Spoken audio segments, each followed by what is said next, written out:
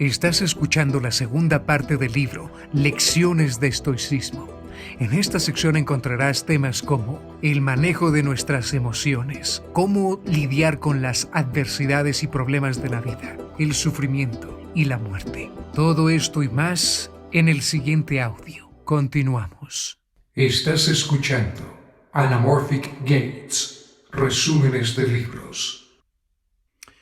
En cierta ocasión, mientras Epicteto se encontraba en la escuela de Nicópolis, se le acercó un hombre para pedirle consejo, para pedirle su ayuda. Y encontrándose con Epicteto, le cuenta el suceso que aconteció con su hermano. ¿Sabes una cosa, Epicteto? Tuve un problema con mi hermano y está enojado conmigo. Me siento muy mal por esto y no sé qué hacer. ¿Qué es lo que puedo hacer? Epicteto le dijo sencillamente, nada. No puedes hacer nada respecto a las emociones de tu hermano, porque las emociones de tu hermano son suyas, no tuyas. Lo único que puedes controlar son las tuyas propias, pero en cuanto a él tiene que hacerse cargo de sí mismo. Con relación a las emociones, Séneca decía que tanto la furia como los celos eran estados momentáneos de locura en el ser humano.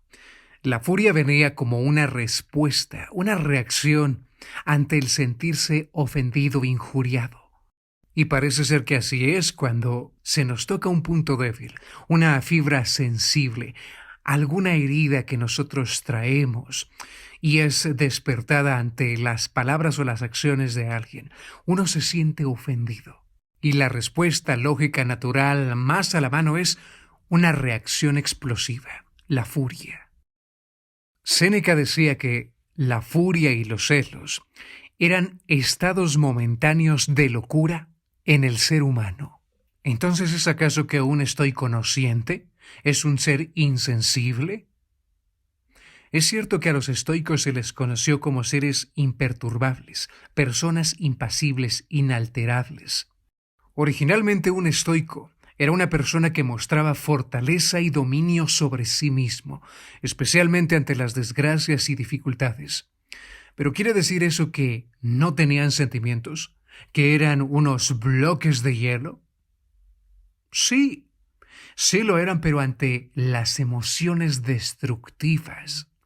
Emociones como la envidia, el odio, el rencor, el resentimiento, la amargura de espíritu, el apego excesivo a las cosas o a las personas, o vivir de una forma miedosa, el miedo mórbido. Son todo este cúmulo de emociones destructivas ante las cuales se mostraban insensibles, tal y como los ejemplos que acabamos de citar. Por eso la reacción de Epicteto, por eso las palabras de Séneca. Ellos consideraban estas emociones destructivas y no solo eso, sino indignas de vivir dentro de un estoico. Epicteto le muestra a este hombre que hay dos errores en él respecto a su hermano. La primera es que no puede controlar factores externos. Puede controlar sus emociones, pero no las de su hermano. Ese es el primer error. Querer controlar o pensar que debe tener control sobre las emociones de los demás. Eso está fuera de su alcance.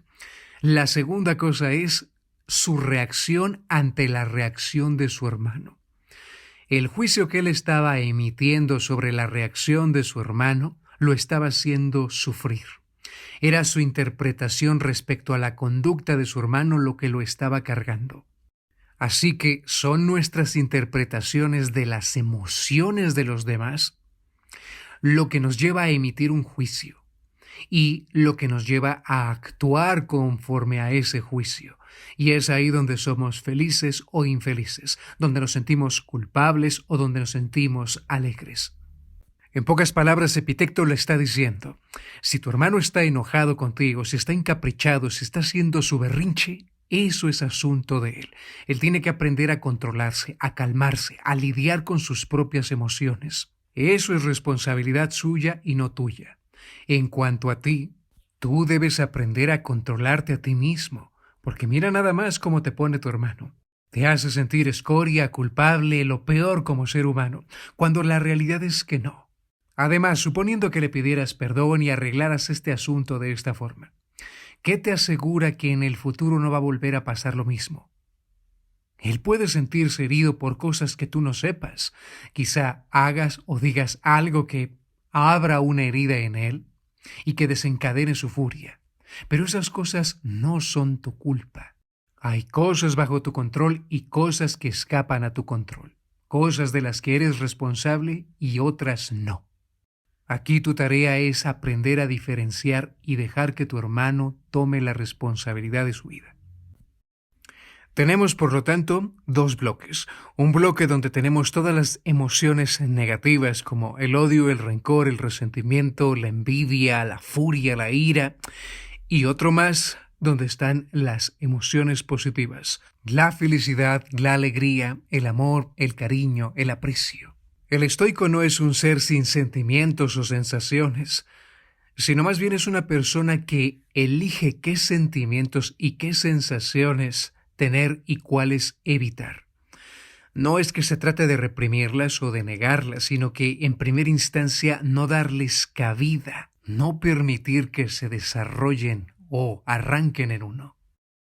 Séneca hablaba del momentum, este ímpetu, este momento en el que agarramos vuelo, cogemos vuelo, se coge velocidad, se toma carrera, en el que un ser humano, estando bajo la influencia de la ira o de la envidia o de una emoción destructiva, de los celos, es poseído momentáneamente y no lo puedes detener. Sencillamente se halla en momentum, en este momento de ímpetu. Es como tratar de parar un auto a toda velocidad. Si lo quieres detener, va a ser imposible, sino hasta peligroso para ti y para los que vayan a bordo. Así es lo mismo con nuestras emociones en cuanto a la ira, una emoción destructiva. Cuando la persona prende carrera, cuando está en ese momento incendiado, si tratas de razonar, si tratas de calmarlos, va a ser casi imposible. Hay que esperar a que se pierda la velocidad, que desacelere, que se extinga toda esa energía, toda esa flama que los incendia, para poder razonar con ellos, porque en ese estado va a ser imposible. Séneca también lo compara a un hombre que se sube a un lugar alto, a un edificio, y que de ahí se arroja. Cuando esa persona se arroja, está fuera de control. No hay nada que pueda hacer, salvo esperar que la acción culmine. Lo que hace la ira con nuestras mentes es cegarla. Tanto en hombres como en mujeres, no se puede razonar en un momento en el que nos encontramos cegados por esta ira, por esta furia.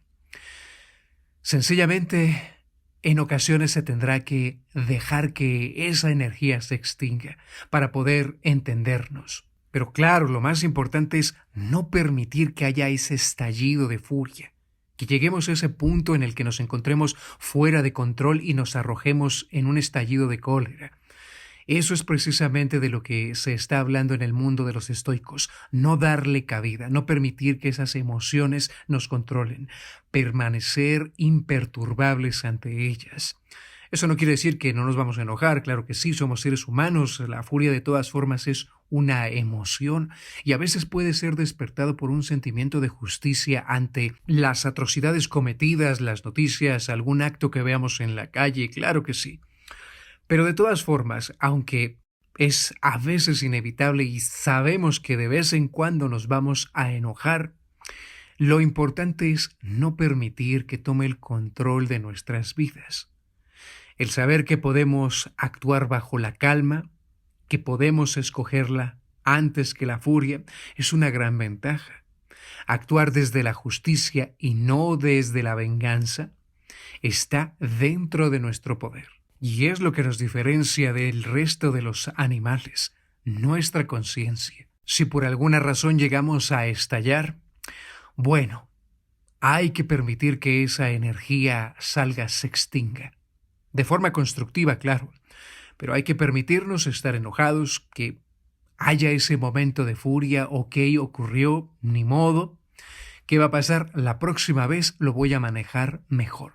Si hiciste algo equivocado, si dijiste algo que no debías, si lastimaste a alguna persona, lo mejor que puedes hacer después de que se haya enfriado tu cabeza es pedir perdón, reconocer tus errores, exponer los hechos y eso sí, demostrar que ya no va a volver a suceder, que te controlarás la siguiente ocasión. El sentir irritación, molestia, el enojarse, es también parte de la vida. De vez en cuando va a ocurrir.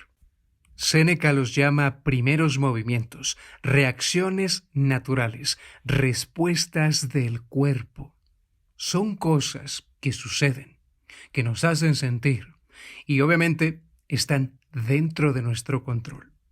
Sí podemos decidir actuar con violencia o detenernos.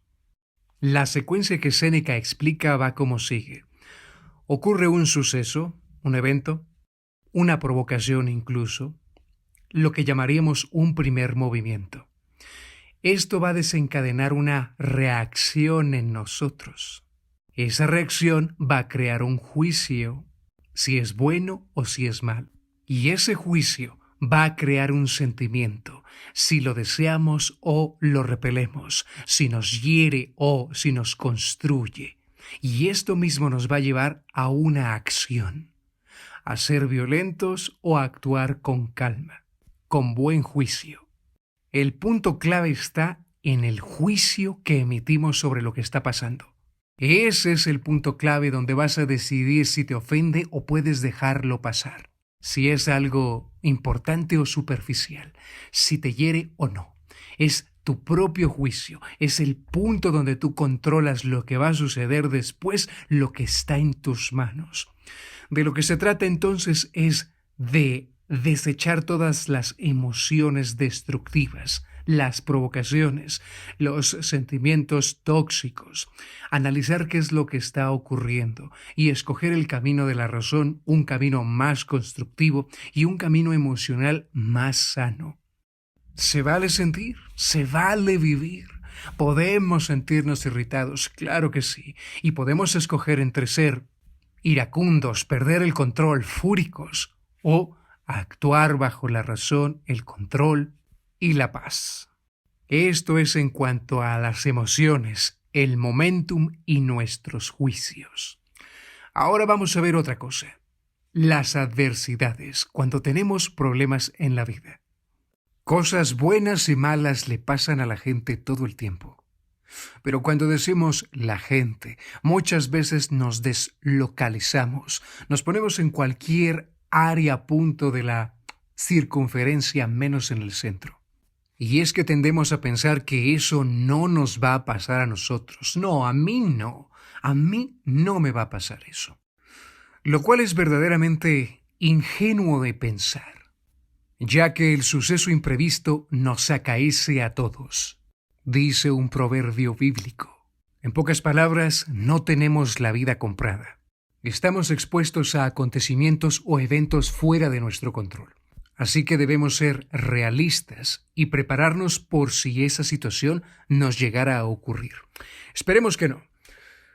Para Séneca, este filósofo, quien había vivido lo suficiente para poder experimentar la desgracia humana, el sufrimiento y las adversidades no eran una cosa rara en su vida. Séneca tuvo que vivir la muerte de un hijo. Fue exiliado a Córcega por Calígula.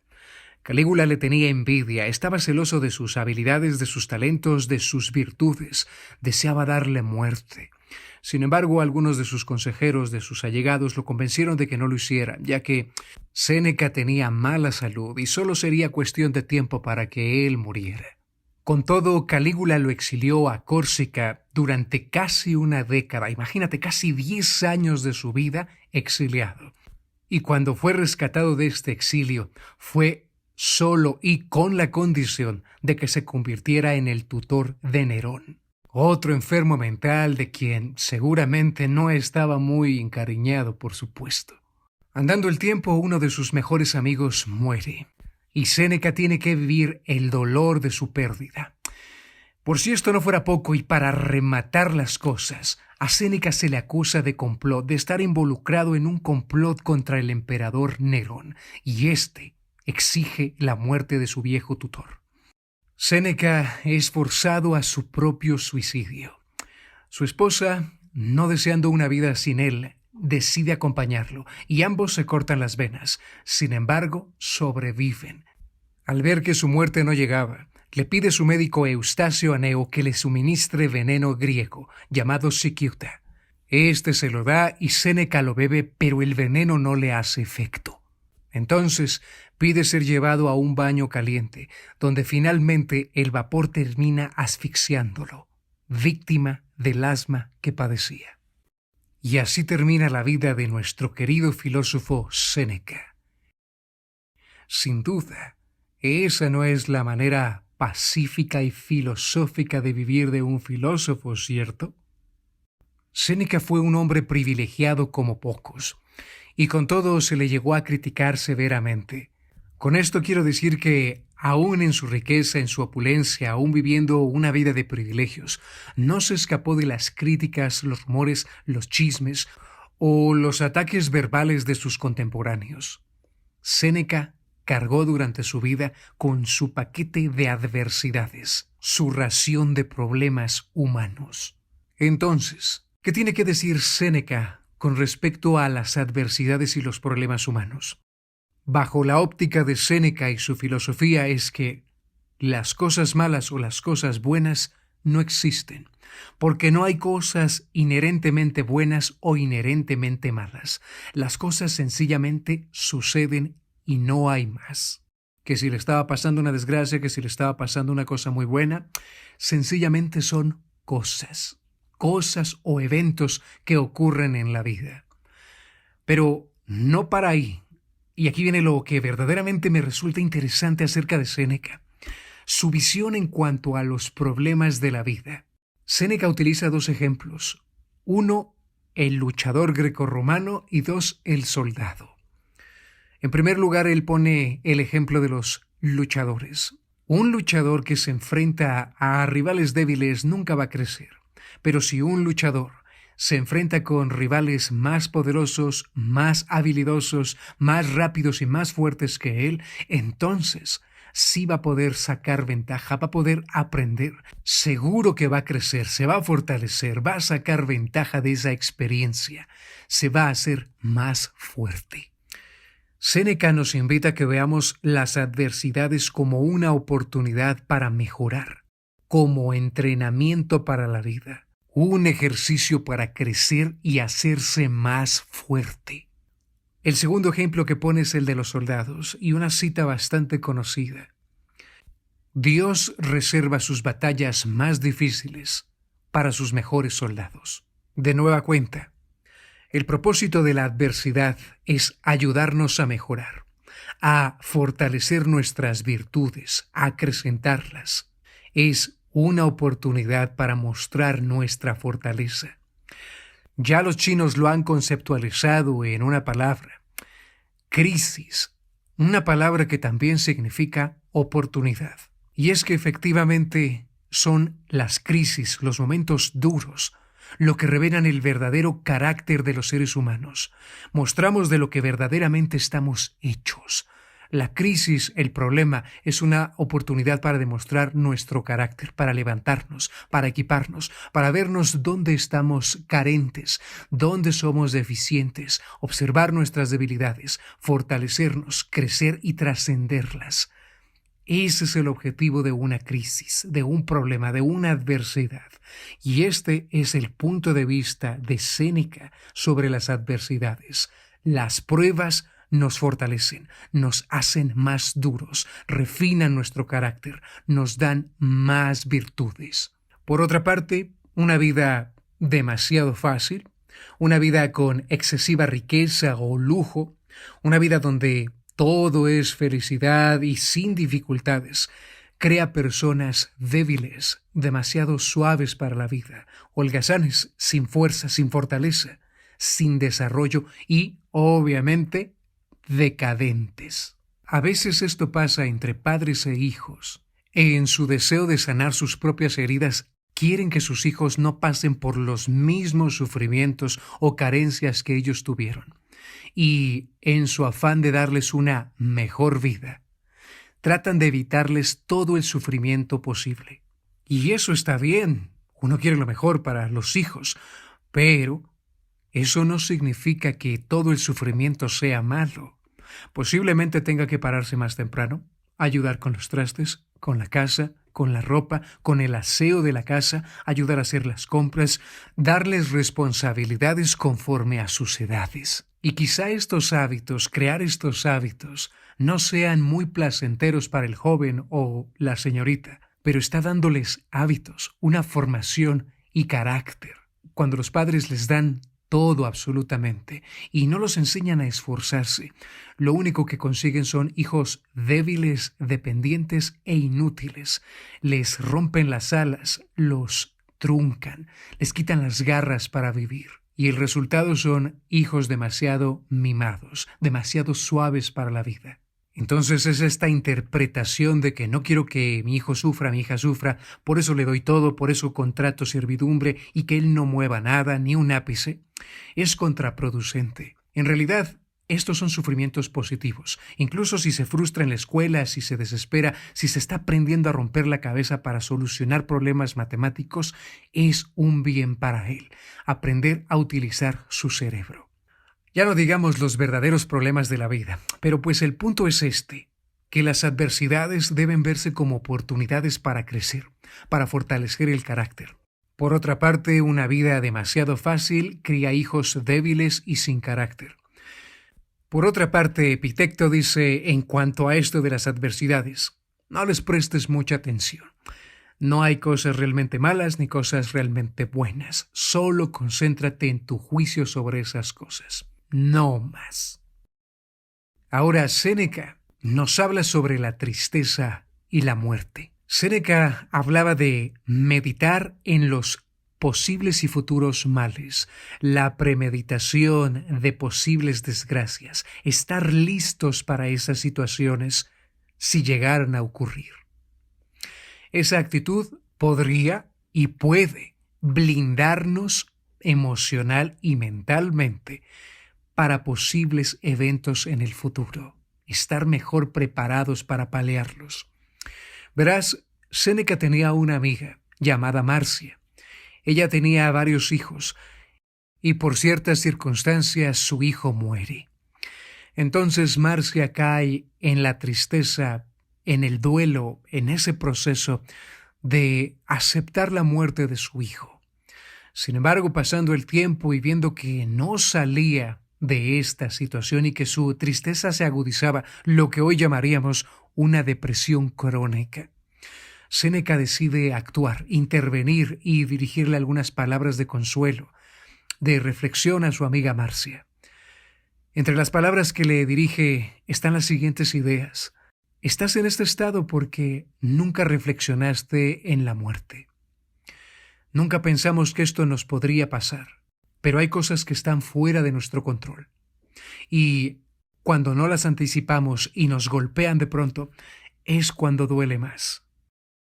Parece ser que el problema que nosotros los seres humanos tenemos es que no reflexionamos en los posibles eventos futuros, en las posibles desgracias. Tendemos a pensar que esa desgracia, ese accidente o esa muerte le puede pasar a alguien muy lejano, en otro país, en otro continente, pero no aquí. O tal vez en otro estado, o ya si quieres al vecino, pero no a mí, no a mi familia. Y es esa forma de pensar la que nos vulnera, no estar preparados para lo inesperado. Porque dime una cosa, ¿acaso tienes la vida comprada? ¿Hay algo por lo que puedas estar absolutamente seguro de que no te va a pasar, de que no nos va a suceder? ¿De qué privilegios gozamos como para que pudiéramos quedar exentos? ¿Por qué la muerte tendría que perdonarnos? ¿Por qué deberíamos ser la excepción? ¿Por qué no nosotros? La realidad es que todos estamos expuestos y nos puede pasar en cualquier momento. Sí podemos influir, es cierto, sí podemos maximizar o reducir nuestras posibilidades de accidentes, de enfermedad, pero, de alguna u otra forma, la muerte es algo que va a acontecer. Y tanto la enfermedad como la muerte escapan a nuestro control. De hecho, cada año pasamos por el día de nuestra muerte sin saberlo. Buda decía que el mayor problema de nosotros como seres humanos era el siguiente. Los seres humanos viven como si jamás fueran a morir y mueren como si nunca hubieran vivido. Estamos conscientes de la vida, pero pensamos que va a durar para siempre. La muerte no la vemos cercana. Sentimos que es algo que nunca nos va a ocurrir, y cuando de repente nos sorprende, el mundo se nos viene encima. Se quiere escapar, huir, negociar. La razón, no estar preparados. Y sí, tal vez se escuche muy fácil mientras lo estamos filosofando, pensando, hablando de forma teórica, pero ¿qué hay cuando ya lo estamos viviendo? ¿Qué pasa cuando es nuestro turno? Ya no es tan fácil, quizá.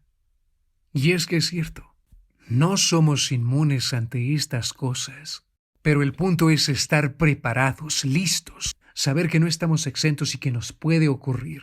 De hecho, el pensamiento estoico no es, aunque aparentemente así podría parecer, negativo o pesimista, no lo es en lo más mínimo.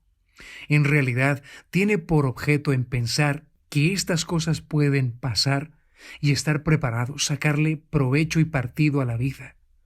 Es el reflexionar en las adversidades, en lo que podría pasar, cómo podríamos actuar ante la muerte de nuestra pareja, ante la muerte o un accidente de nuestros hijos, ante el ser despedido, ante la enfermedad o algún desastre o alguna tragedia. Lo que nos puede ayudar a estar preparados si esas cosas indeseables llegaran a ocurrir. En cuanto a Epicteto decía sobre la muerte, si la muerte fuera tan mala, Sócrates ya no los hubiera dicho. Con todo, el propósito de estos filósofos, aun si te parecen duros en su forma de ver las cosas, lo que estaban tratando de hacer era de ayudar a sus contemporáneos. Posiblemente ellos también se estaban quebrando por dentro como cualquier ser humano. Pero el propósito era ayudar a Marcia y ayudar a la gente a aligerar el golpe, ayudarnos a estar preparados. No asumir que todas las cosas nos van a salir exactamente como esperamos o deseamos. Eso no es realista. Quizás sí, quizá no. Pero es mejor siempre tener un plan B. Pensar que es una realidad y que debemos trabajar en fortalecernos por si llega a ocurrir. Por muy desagradable que esto llegue a sonar, es necesario que prepares a tus hijos, a tu pareja, a tus amigos, a las personas que amas con respecto a la muerte, con respecto a lo que pueda pasar en el futuro y qué hacer si llegaras a faltar. Es un tema que no podemos dejarlo a la ligera.